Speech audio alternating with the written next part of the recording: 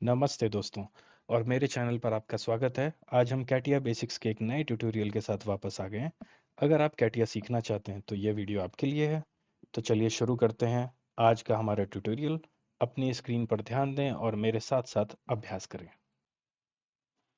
तो दोस्तों, जैसा कि हमने पिछले वीडियो में देखा था कि हम किस तरीके से सर्कुलर प्रोफाइल्स बना सकते हैं अलग अलग तरह के।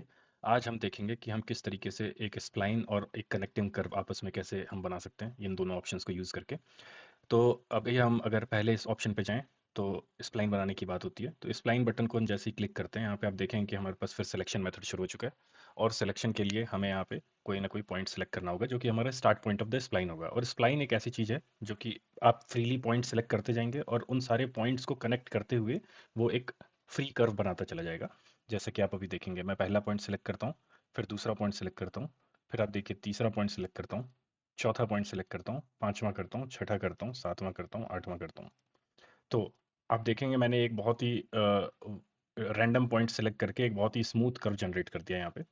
और इस स्मूथ कर्व के अंदर आप देखेंगे कि आपके बहुत सारे ये नोड पॉइंट्स यहाँ पे बन चुके हैं जिनको हम नोड पॉइंट्स बोलते हैं। और इन नोड पॉइंट्स को आप इंडिविजुअली सिलेक्ट कर सकते हैं और इसको ऊपर या नीचे आप ऐसे शिफ्ट कर सकते हैं to adjust the curve shape and to adjust the curve length also, है ना।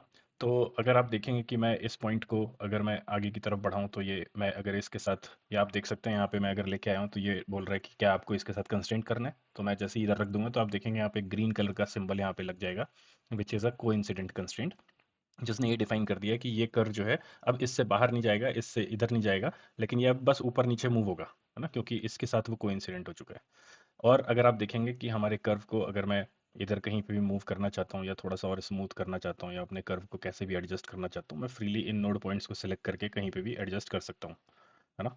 और दूसरा एक ऑप्शन और है इनको एडजस्ट करने का, कि अगर सपोज मैं कोई किसी भी पॉइंट के ऊपर अगर सेलेक्ट करता हूँ और यहाँ राइट क्लिक करता हूँ और अगर मैं लास्ट ऑप्शन में जाके इधर एडिट टेंजेंसी कर्वेचर अगर मैं सेलेक्ट करना चाहता हूँ, तो यहाँ पे आप देखेंगे कि मेरे पास एक इमेजिनरी कंट्रोलेबल एरोज बन के आ जाते हैं। और यहाँ पे एक आपके पास कुछ कुछ ऑप्शंस भी आते हैं यहाँ पे जिससे आप इसका टेंजेंसी और सब चीज़ आप कंट्रोल कर सकते हैं। अगर मैं सपोज यहाँ पे क्लिक करके इसकी मैं टेंजेंसी लिमिट अगर बढ़ाता हूँ तो आप देखेंगे कि वो किस तरीके से कर्व को स्मूथ और शार्प करता हुआ जा रहा है ना। तो ये एक तरह से आपका कर्वेचर का जो रेडियस है उस रेडियस के साथ हम लोग कंट्रोल कर पा रहे हैं। तो ये जो रेडियस यहाँ पे बन रहा है, इस रेडियस को अगर हमें कम करना है तो देखिए आप किस तरीके से रेडियस कम हो जा रहा है। और साथ ही साथ क्योंकि वो दूसरे पॉइंट्स भी इसी इसी के साथ जुड़े हुए हैं और इसी के साथ कंट्रोलेबल हैं, तो वो भी थोड़े बहुत इम्पैक्ट होते हैं क्योंकि उनके बीच में भी कुछ ना कुछ काइंड ऑफ एक टेंजेंसी कर्वेचर का एक रिलेशन लगा हुआ है।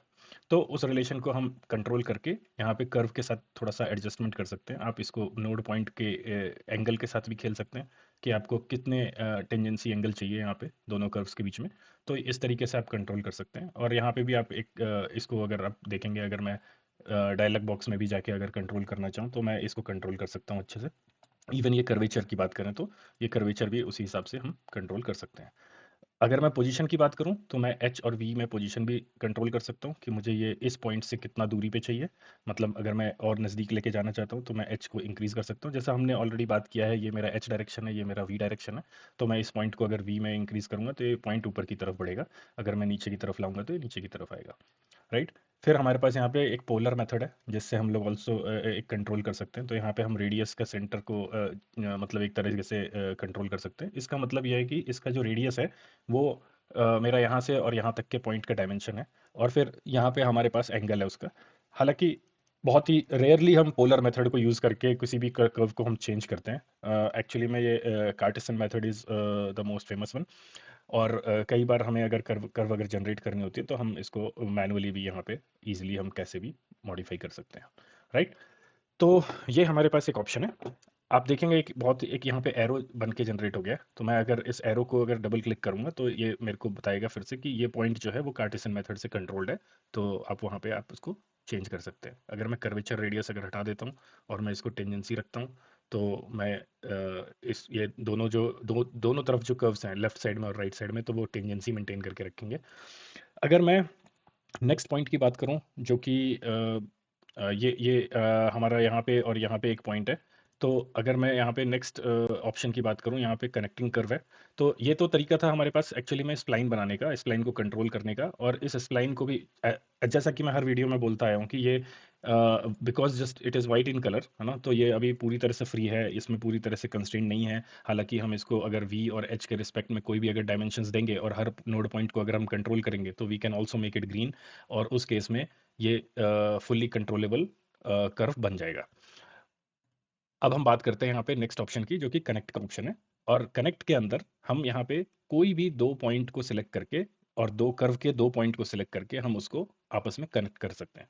जैसे कि अगर मैं इस कर्व के ऊपर बात करूं, तो इस कर्व के ऊपर अगर मैं पहला पॉइंट यहाँ पे सिलेक्ट करता हूँ और सेकंड पॉइंट यहाँ पे सिलेक्ट करता हूँ, तो आप देखेंगे ये ऑटोमेटिकली एक कर्व इन दोनों के बीच में बना देता है, राइट। अब ये कर्व को कंट्रोल करने के लिए मेरे पास ये नोड पॉइंट ही है जिससे मैं इसको कंट्रोल कर सकता हूँ। अब सवाल यहाँ पे ये है कि आप देखेंगे ये और ये जो कर्व है, इस एरिया पे तो यहाँ पे टेंजेंसी इसने क्रिएट किया हुआ है क्योंकि यहाँ पे कोई भी शार्प कॉर्नर नहीं बना, लेकिन इसने इस एरिया में एक शार्प कॉर्नर जनरेट किया है, राइट। इधर हमारे पास कोई भी टेंजेंसी नहीं है आपस में, और उसका एक ही रीज़न है, जो कि हमारा यहाँ पे हमने इसको ये कंस्ट्रेंट किया हुआ है। इसकी वजह से ये कर्व, क्योंकि इसको और इसको टेंजेंसी करने के लिए हल्का बहुत इसमें भी चेंज लाना पड़ेगा, है ना, इस कर्व में भी चेंज लाना पड़ेगा। तो मुझे इन दोनों के बीच में अगर टेंजेंसी भी लाना था, तो मैं एक काम करता हूँ, मैं पहले इस कर्व को डिलीट करता हूँ और फिर मैं इस कंस्ट्रेंट को अगर डिलीट करता हूँ, और इन दोनों को डिलीट करने के बाद अगर मैं इसको फर्स्ट पॉइंट सेलेक्ट करता हूँ और इसको मैं अगर सेकंड पॉइंट सेलेक्ट करता हूँ, तो आप देखेंगे इसने अभी यहाँ पे टेंजेंसी के साथ इस कर्व को बनाया है। लेकिन हमारा जो पुराना रिजल्ट था वो थोड़ा अलग था, और जो हमारा अभी का रिजल्ट है वो थोड़ा अलग है।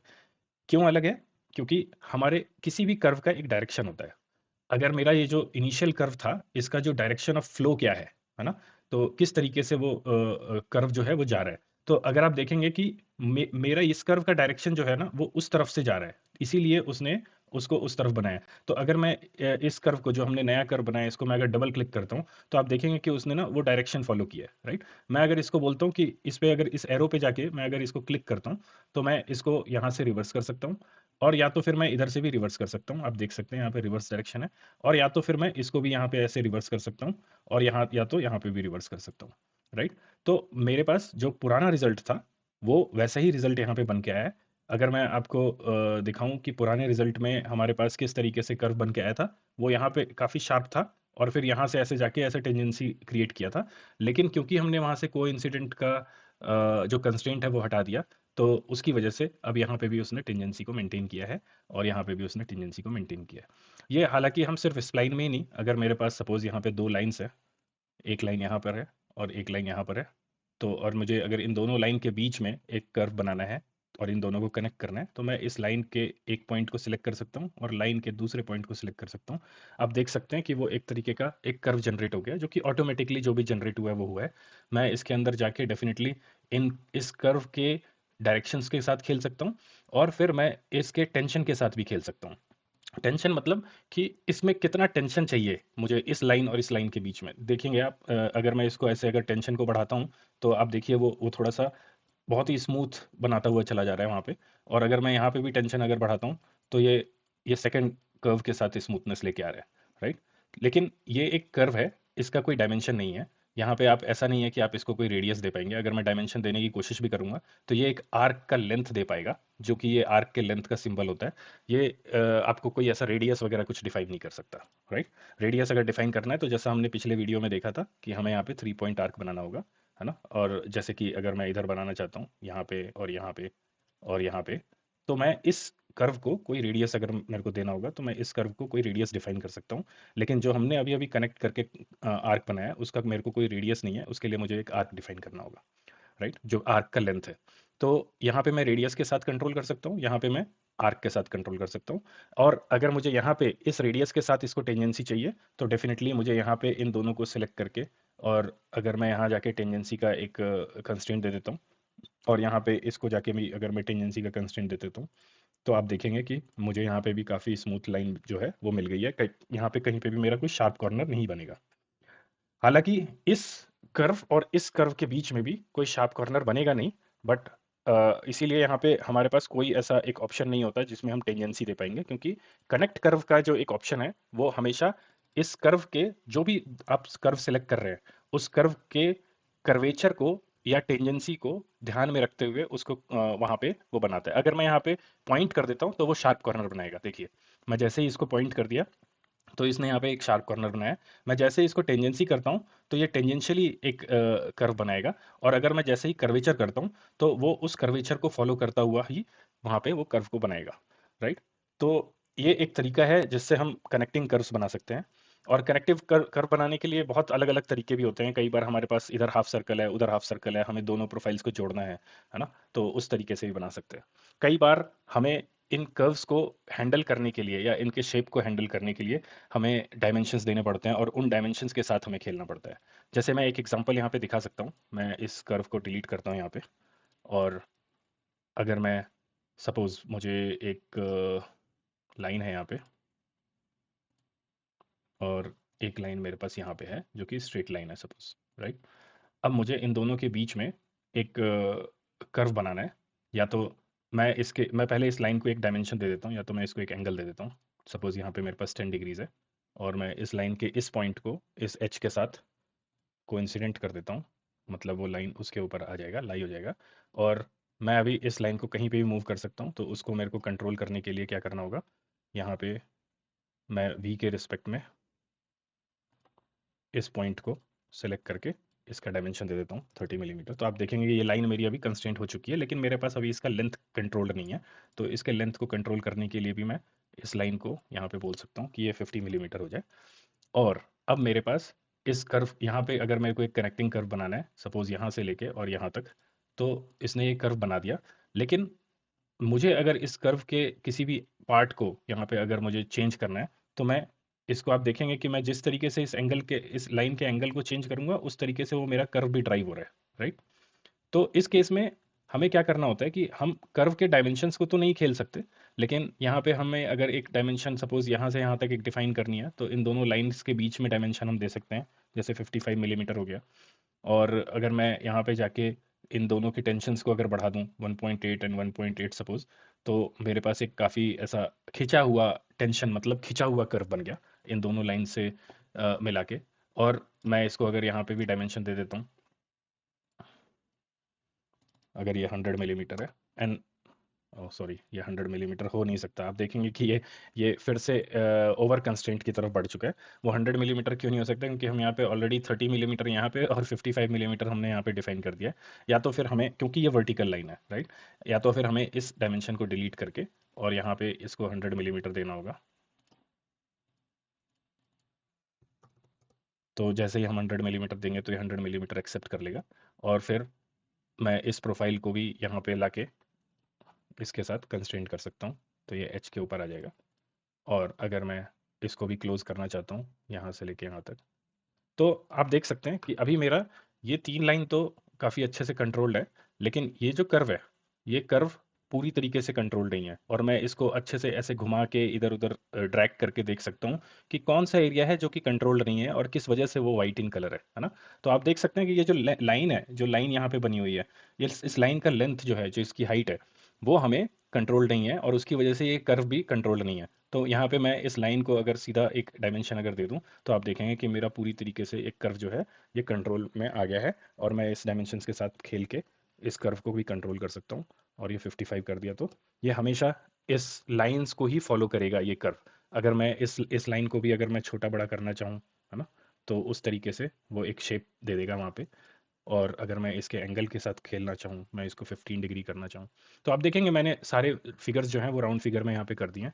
और उसके हिसाब से हमारा जो भी प्रोफाइल जनरेट होना होगा इन दोनों के बीच में, वो वो जनरेट हो जाएगा।